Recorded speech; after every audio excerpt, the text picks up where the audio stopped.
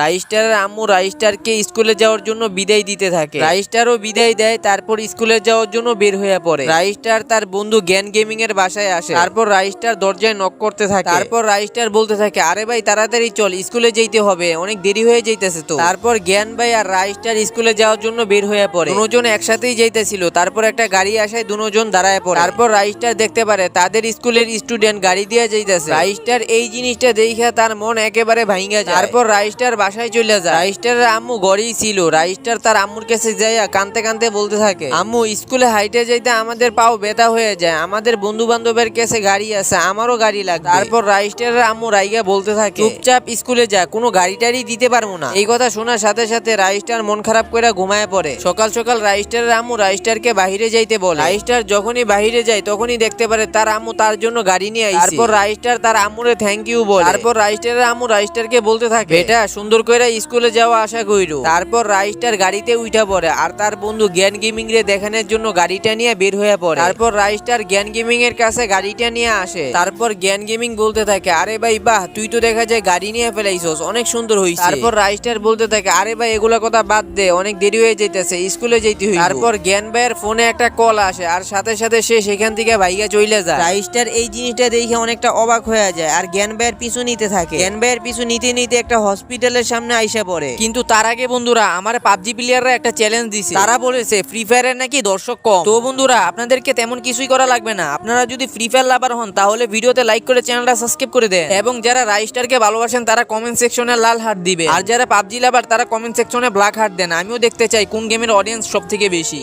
তারপর রাইস্টার জানলা দিয়ে দেখতে পারে জ্ঞান ভাইয়ের আব্বু অনেকটা অসুস্থ ছিল। তারপর জ্ঞান ভাই কাঁদতে কাঁদতে বলতে থাকে, আমার আব্বুরে তাড়াতাড়ি ঠিক করে দাও। তারপর ডাক্তার বলতে থাকে, তোমার আব্বুরে ঠিক করতে হইলে 5 লাখ টাকা লাগবে। জ্ঞান ভাই বলতে থাকে, আচ্ছা ঠিক আছে, আমি 5 লাখ টাকা জোগাড় করে আনতাছি। এটা বইলা ভাইগা যায়। রাইস্টার এই জিনিসটা দেখা তার গাড়ি নিয়ে কোথায় জানি যাইতে থাকে। তারপর আমরা দেখতে পারি রাইস্টার একটা গ্যারেজের সামনে আইসা দাঁড়ায়। তারপর রাইস্টার আজ্জু ভাইরে বলতে থাকে, আমার এই গাড়ির দাম 13 লাখ, তুমি যদি 6 লাখ টাকা দাও তাহলে দিয়ে দিই। এই কথা শোনার সাথে সাথে আজ্জু ভাই তারে 6 লাখ টাকা দিয়ে দেয়। তারপর রাইস্টার টাকা নিয়ে এইখান থেকে চলে যায় আর সোজা হাসপাতালে যায় আর ডাক্তারের কাছে 5 লাখ টাকা দিয়ে বলে, আঙ্কেল রে তাড়াতাড়ি ঠিক করে দেয়। তারপর ডাক্তার টাকা নেওয়ার পর জ্ঞান ভাইয়ের আব্বু চিকিৎসা করতে থাকে। তারপর 1 ঘন্টার মধ্যে জ্ঞান ভাইয়ের আব্বু সুস্থ হয়ে যায়। কিছুক্ষণ পর জ্ঞান ভাই খালি হাতে হসপিটালে আসে আর আইসা দেখতে পারে তার আব্বু সুস্থ হয়ে গেছে। তারপর জ্ঞান ভাইয়ের আব্বু বলতে থাকে, তোমার ছোটবেলার বন্ধু রাইস্টার আমারে টাকা দিয়ে সুস্থ করছে। তারপর জ্ঞান ভাই খুশি মনে ডাক্তারের কাছ থেকে তার আব্বুরে নিয়ে বাসায় চলে যায়। এইভাবেই রাইস্টার তার বন্ধুরে সাহায্য করে। তো বন্ধুরা, এই ভিডিওটা যদি একটু ভালো লেগে থাকে তাহলে চ্যানেলটা লাইক সাবস্ক্রাইব করে দিও।